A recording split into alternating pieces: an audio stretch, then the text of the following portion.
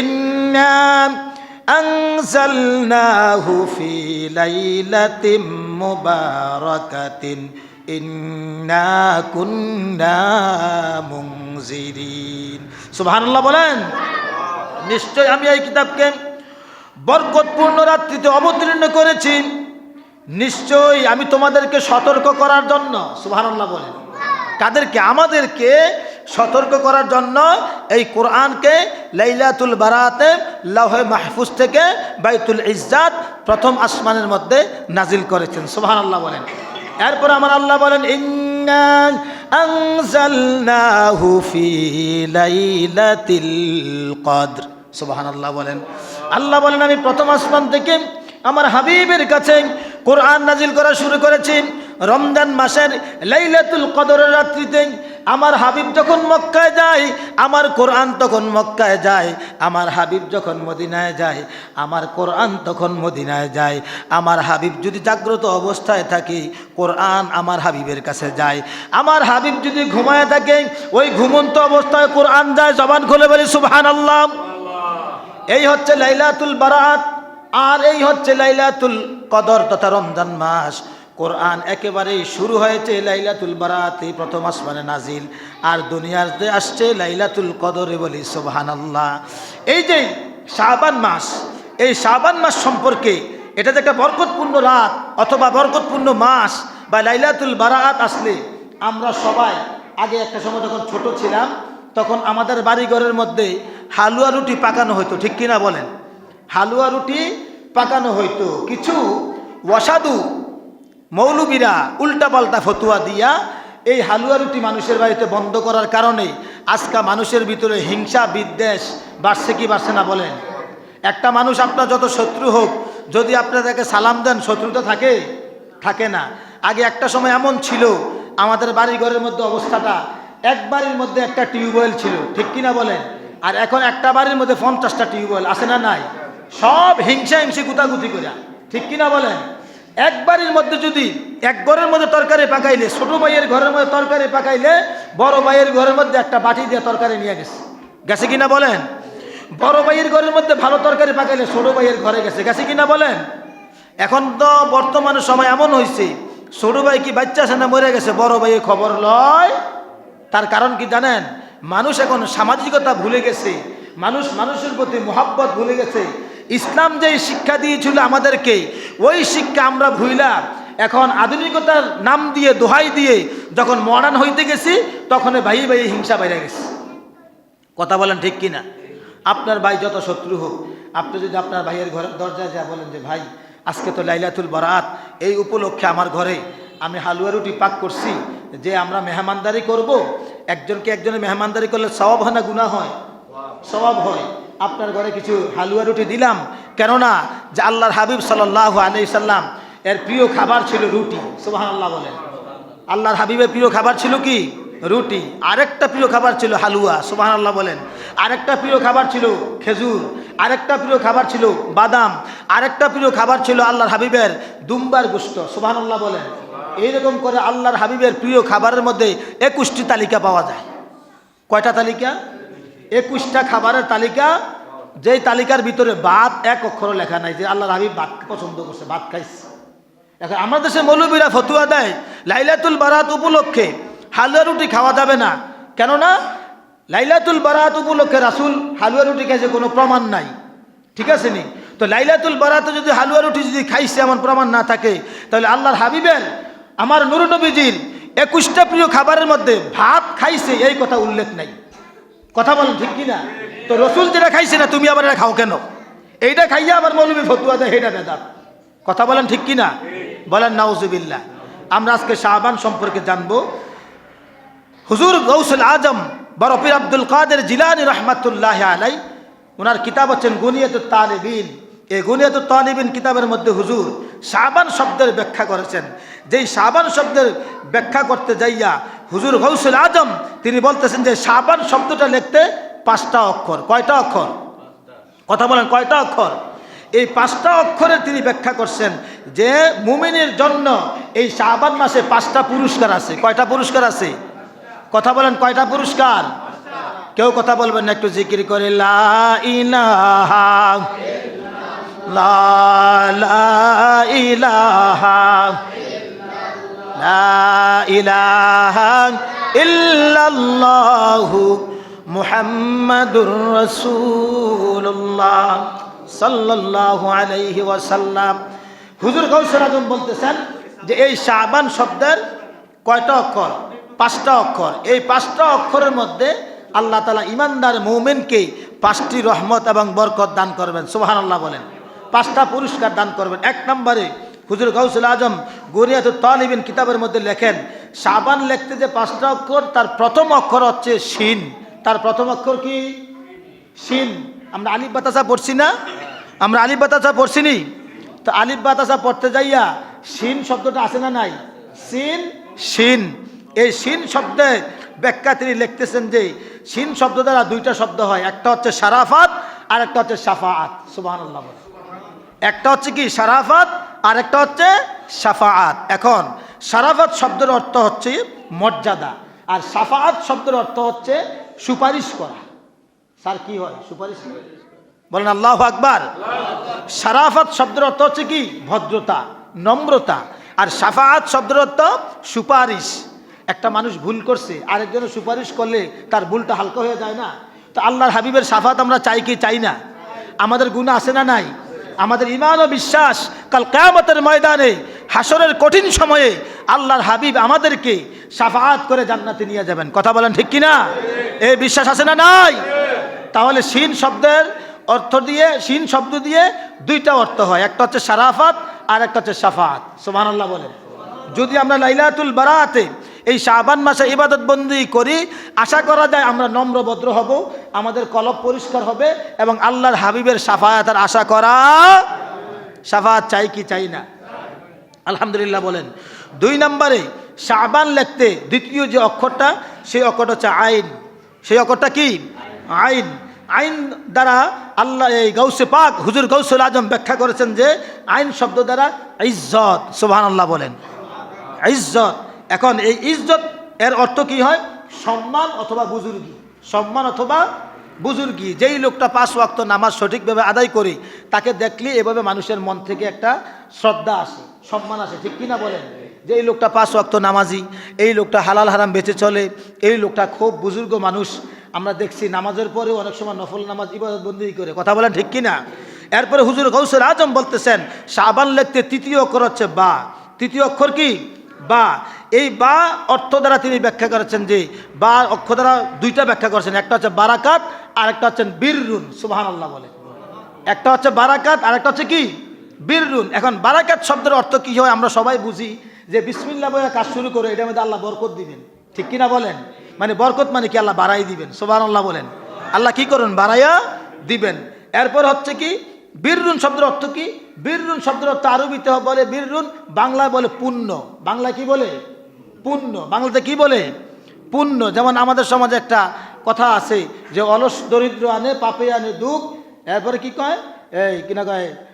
পরিশ্রমে ধন আনে পুণ্যে আনে সুখ, অলস দরিদ্র আনে পাপে আনে দুঃখ। এখন পরিশ্রমে ধন আনবে, ধন আনলে আপনি পুণ্য হবেন। ঠিক কিনা বলেন? তার মানে নেক আমল করলে আল্লাহ তাআলা আপনাকে বীররুন তথা পুণ্য দান করবেন। সুবহানাল্লাহ বলেন।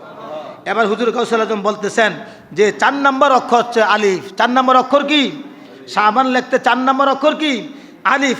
এই আলিফ শব্দের অর্থ হুজুর গাউসুল আজম বলতেছেন উলফাতুন, মানে সহিংসতা তথা মোহাব্বত। উলফাতুন শব্দের অর্থ কি? সহিংসতা বা মোহাব্বত। আপনি যদি লাইলাতুল বারাআত উপলক্ষে দিনের বেলা মা চাচিরা যদি কি করে হালুয়া রুটি বানায় যদি একজনের করে আরেকজনের দেয়, তখন শত্রুতা বাড়বো না কমবো? তো এখন গাউসুল পাক বড় পীর আব্দুল কাদের জিলানী রহমতুল্লাহ আলাই গুনিয়াতুত তালিবিন কিতাবে লেখছেন যে এই শাবান লিখতে যে 5টা অক্ষর লাগে, তার মধ্যে 4 নম্বর অক্ষরটা হচ্ছে আলিফ। এই আলিফ দ্বারা হচ্ছে উলফাতুন তথা মোহাব্বত, সহিংসতা। তিনার ব্যাখ্যা সঠিক না ভুল? কথা বলেন সঠিক না ভুল? তিনার ব্যাখ্যা সঠিক। কেননা তিনি বুঝতে পারছেন যে লাইলাতুল বারাত উপলক্ষে অথবা লাইলাতুল বারাত ছাড়াও যদি আমরা মানুষের ঘরে যদি মানুষকে খাবার আদান প্রদান করি, সালাম দেই, মানুষকে সহযোগিতা করি, উপকার করি, এতে করে মানুষের শত্রুতা কমে যায়, মোহাব্বত ভালোবাসা বাড়ে। কথা বলেন ঠিক কিনা? এখন আমরা লাইলাতুল বারাত উপলক্ষে আমরা রাসূলের যে প্রিয় খাবার এই নিয়তে আমরা হালুয়া রুটি খাইতে চাই কি চাই না? কথা বলেন, চাই কি চাই না? কে বেদাত বলছে, নাজায়েজ বলছে, এগুলো আমাদের শোনার টাইম, এগুলো আমাদের শোনার টাইম। আমাদের একটাই নিয়ত হচ্ছে কি, আল্লাহর হাবিব রুটি পছন্দ করতেন, আল্লাহর হাবিব হালুয়া পছন্দ করতেন, আরবিতে বলা হালওয়া। সারা আরব দেশের মধ্যে পাওয়া যায় হালুয়া, খুব সুস্বাদুকর, খুব লজ্জতওয়ালা, খুব মজাওয়ালা হালুয়া পাওয়া যায়। সুবহানাল্লাহ বলেন। আমরা সেই হালুয়া চাই কি চাই না? এবার হুজুর গাউসুল আজম সর্বশেষ বলতেছেন যে শাবান লেখতে সর্বশেষ যে অক্ষর নুন, সর্বশেষ অক্ষরটা কি? এই নুন। নুন দ্বারা হুজুর গাউসুল আজম ব্যাখ্যা করেছেন নূর। সুবহানাল্লাহ বলেন। নূর শব্দের অর্থ হচ্ছে আলো, ফোকাস। ইংলিশে বলা হয় কি? ফোকাস। বাংলায় অর্থ করলে কি হবে? আলো হবে। আপনি যখন শাবানের মধ্যে অতিরিক্ত পরিমাণে আমল করবেন, আল্লাহ তাআলা আপনার কলবের ময়লাগুলো পরিষ্কার করে এই কলবের মধ্যে নূর দান করবেন। সুবহানাল্লাহ বলেন। আমরা গাউসে পাক মানি কি মানি না বলেন? আমরা গাউসে পাক চাই কি চাই না? তো গাউসে পাকের এই শাবান শব্দের ব্যাখ্যা আমরা মানতে রাজি আছি। দুই হাত তুলে বলে নারে তাকবীর, নারে রিসালাত, নারে গাউসিয়া। আল্লাহ আমাদের কবুল করে, সকলে বলে আমিন। এবার দ্বিতীয়ত কথা হচ্ছে, আজকে লম্বা কথা বলা যাবে না এই কারণে যে আমার কিছু আবার লাইলাতুল বারাত উপলক্ষে আপনাদের কাছে আমার কিছু চাওয়া পাওয়া আছে, আছে না? কথা বলেন, আছে না? ইনশাল্লাহ সবাই কোন আমিন। আমি যদি চাই আমার যে পাওয়াটা ইনশাল্লাহ আপনারা চুকাই দিবেন তো? ইনশাল্লাহ দিবেন তো? ইনশাল্লাহ মানে দিয়ে দিবেন তো? ইনশাল্লাহ সবাই কোন আমিন। কেউ ভয় পাইছেন? সবাই আমিন কোন?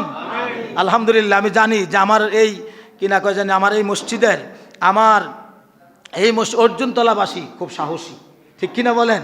সুন্নিরা সাহসী হয়, ঠিক কিনা বলেন? সংখ্যায় কম হইলেও সাহসী, ঠিক কিনা বলেন? আল্লাহ কবুল করে, সকলে বলে আমিন।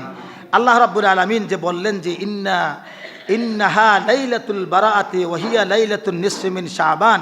এই যে নিসফি মিন শাবানটা এটা হাদিসের ভাষা, আর কোরআনের ভাষা হচ্ছে লাইলাতুল বারাআত। কোরআনের ভাষা কি? কোরআনের ভাষা হচ্ছে কি লাইলাতুল বারাআত, আর হাদিসের ভাষা হচ্ছে কি? নিসফি মিন শাবান, তথা শাবান মাসের 14 তারিখ দিবাগত রাত, তথা যেটা এক পক্ষ বলা হয় ওইটা হচ্ছে লাইলাতুল বারাআত। সুবহানাল্লাহ বলেন। এই লাইলাতুল বারাআতের অনেকগুলো নাম আছে, তার মধ্যে আমি শুধু ছোট্ট করে 4টা নাম বলবো। কয়টা নাম বলবো? হ্যাঁ, মাফাতিহুল গায়ব কিতাবের মধ্যে আসছে, তাফসিরে কাবীরের মধ্যে আসছে, এই লাইলাতুল বারাআতের 4টা নাম আছে। কয়টা নাম আছে? আমরা তো একটা জানি, কোরআনের ভাষায় লাইলাতুল বারাত, হাদিসের ভাষায় নিসফে শাবান। এখন আরো 2টা নাম আছে। 2টা নাম কি? ইন্নাহা লাইলাতুল বারাআতি ওয়া হিয়া লাইলাতুন নিসফি মিন শাবান। সুবহানাল্লাহ বলেন। এবার এটার আরেকটা নাম আছে লাইলাতুস সাদ, আর একটা নাম আছে লাইলাতুর রহমাত। সুবহানাল্লাহ বলেন। এখন এই কিতাবের মধ্যে যে বলতেছেন যে লাইলাতুল মুবারাকা মানে বরকতপূর্ণ রাত্র, লাইলাতুল বারাআত বরকতপূর্ণ রাত্র। সুবহানাল্লাহ বলেন। আবার লাইলাতুস সাদ রহমত নাজিলের রাত্র, লাইলাতুর রহমাত আল্লাহ তাআলা এই রাত্রে রহমত নাজিল করেন। 4টা নাম। আবার অন্য জায়গায় পাওয়া যায় যে আরও অনেকগুলো নাম আছে, যেই নামগুলো আমাদের সামনে সুস্পষ্ট যে এই নামের মধ্যে 13টা নাম পাওয়া যায়। কয়টা নাম পাওয়া যায়? লাইলাতুল বারাতের 13টা নাম। একটা হচ্ছে লাইলাতুল মুবারাকা তথা বরকতময় রাত্র, আরেকটা হচ্ছে লাইলাতুল রহমাত রহমতের রাত্র, আরেকটা হচ্ছে লাইলাতুল বারাত মুক্তির রাত্র, আরেকটা হচ্ছে লাইলাতুল কিসমাত মানুষের তকদির বন্টনের রাত্র, আরেকটা হচ্ছে লাইলাতুল তাগফির তথা ক্ষমার রাত্র, আরেকটা হচ্ছে লাইলাতুল ইজাবা তথা দোয়া কবুলের রাত্র। সুবহানাল্লাহ বলেন। এই রাত্রে দোয়া কবুল হয়, মানুষের ভাগ্য বন্টন করা হয়। সুবহানাল্লাহ বলেন। রহমতের রাত্র, বরকতের রাত্র, মাগফিরাতের রাত্র, নাজাতের রাত্র। এতগুলো নাম থাকার পরেও লাইলাতুল বারাতকে অস্বীকার করার জন্য কিছু দুষ্ট দুরাচার জালেম পাগল হয়ে গেছে। এখন কয় না, এখন কইবে না কেন? এই বছর কইতো না, কারণ ওই যে 12 তারিখের খেলা আছে, এই বছর কইতো না। কইব কোন বছর? 12 তারিখের পরে যে বছরটা আইব ওই বছর যে আবার কইব এই লাইলাতুল বারাত নাই, বেদাত বেদাত। আর এখন কইলে জানে যে 12 তারিখের টিপটা ভালো করে পড়তো না। কথা বলেন ঠিক কিনা?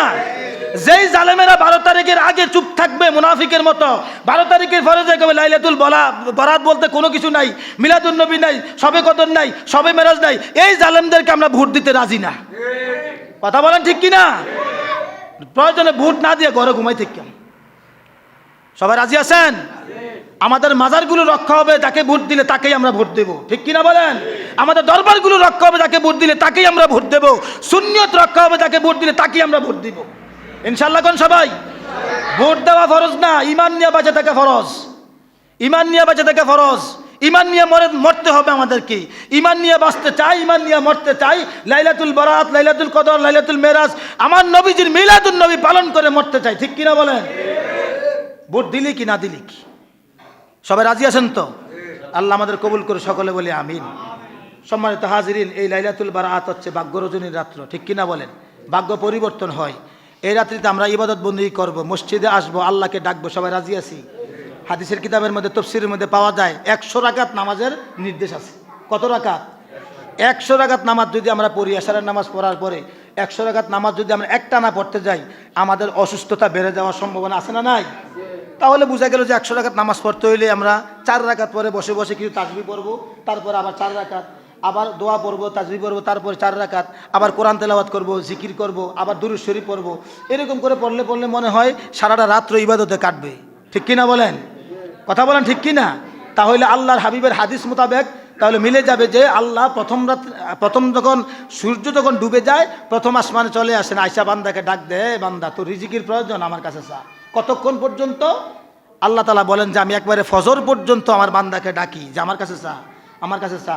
তোর রিজিকের দরকার, আমার কাছে বল। অসুস্থ, আমার কাছে বল।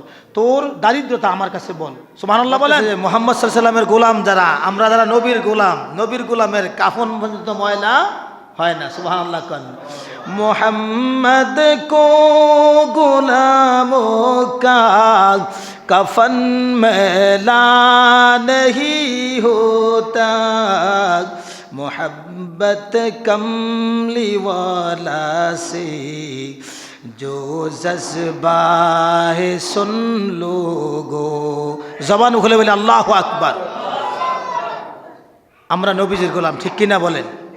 আল্লাহর হাবিব সাল্লাল্লাহু আলাইহি ওয়াসাল্লামের খাতিরে আল্লাহ তাআলা আমাদেরকে এমন কিছু রাত দান করছেন, এমন কিছু দিন দান করছেন, সময় দান করছেন, যেই দিনগুলোর মধ্যে, রাতগুলোর মধ্যে, সময়গুলোর মধ্যে ইবাদত বন্দেগী করলে আল্লাহ তাআলা মানুষের জীবনে হায়াতের চাইতে আরও ডাবলের ডাবল সওয়াব দিয়ে দেয়। সুবহানাল্লাহ বলেন।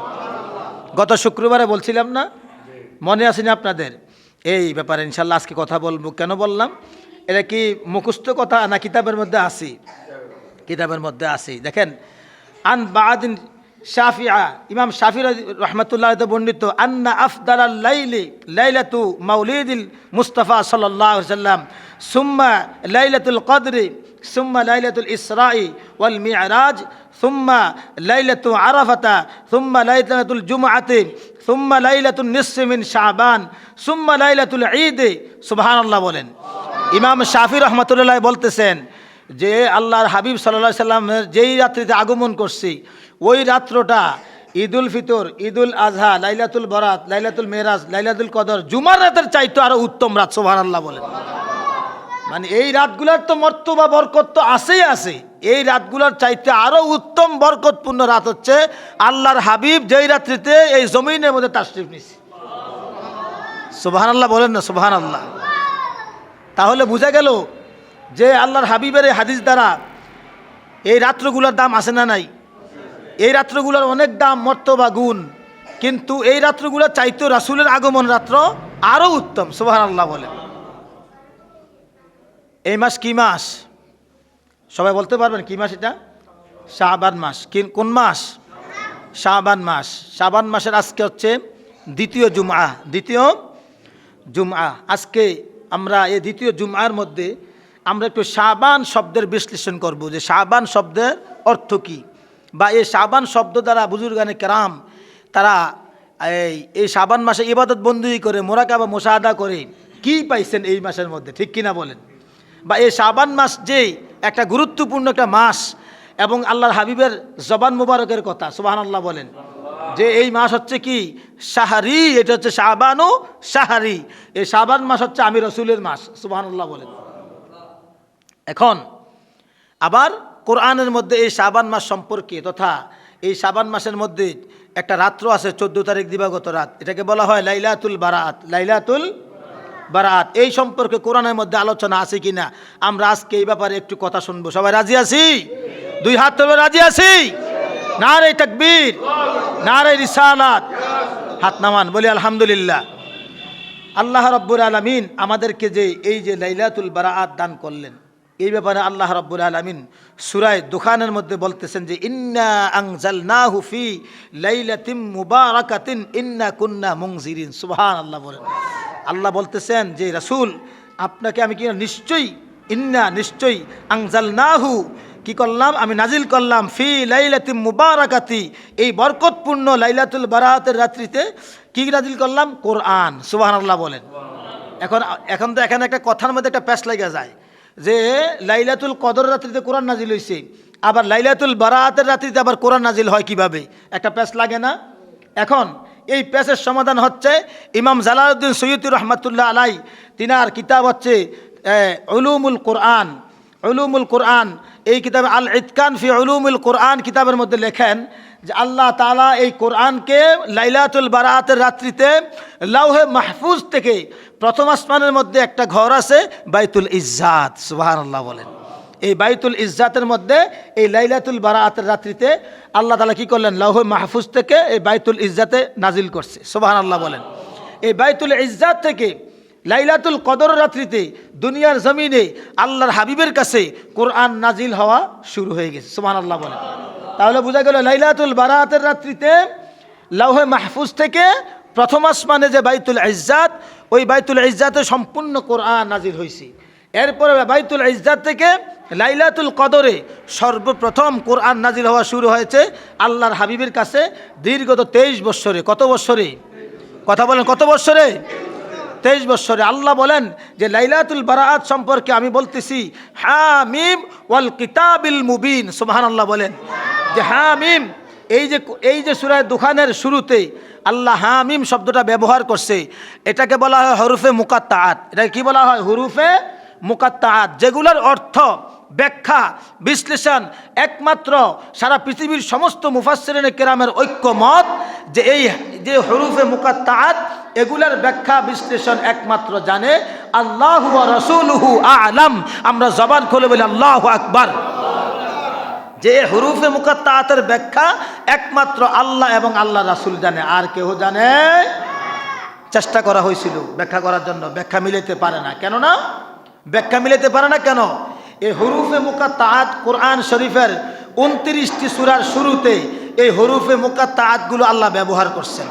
যেমন আপনি দেখেন সূরা বাকারা শুরুতে বলছে আল্লাহ আলিফ লাম মিম সুবহানাল্লাহ বলেন, আবার অন্য জায়গায় বলছে আলিফ লাম মিম র, আবার এখানে বলছে হামিম, আবার সূরা ইয়াসিনের মধ্যে বলছে ইয়াসিন সুবহানাল্লাহ বলেন। এইভাবে 29টা সূরার শুরুতে আল্লাহ তাআলা কি করছেন? হরুফে মুকাত্তাআত ব্যবহার করেছেন, যেগুলোর অর্থ একমাত্র আল্লাহ এবং আল্লাহ রাসূল জানে। কে জানে? কথা বলেন, ব্যাখ্যা বিশ্লেষণ কে জানে? আল্লাহ এবং আল্লাহ রাসূল ছাড়া আর কেউ জানে? বলি সুবহানাল্লাহ। এবার আল্লাহ বলতেছে ওয়াল কিতাবিল মুবিন, আমি শপথ করলাম, আমি কসম কাটলাম ওয়াল কিতাবিল মুবিন, সুস্পষ্ট কোরআনের। বলি সুবহানাল্লাহ। এরপরে আল্লাহ বলতেছে